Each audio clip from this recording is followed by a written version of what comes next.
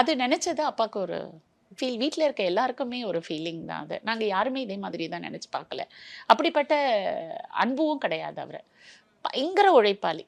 ஆனால் தன்மானம்ன்றது அப்பாவுக்கும் சரி அவருக்கும் சரி ரொம்ப பெரிய தன்மானம். என்னென்னவோ இதே மாதிரி தான் பேசினாங்க எல்லாரும்.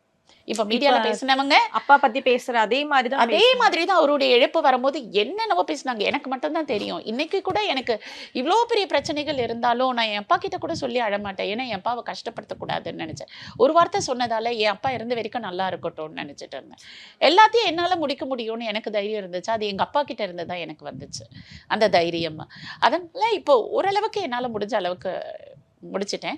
பட் யாரையும் பழி வாங்குற குணம் எங்க அப்பாவுக்கும் கிடையாது, எங்களுக்கும் கிடையாது. Admission open for NEET repeaters. Join Velamala IIT NEET Academy. Scholarship worth 5 crores.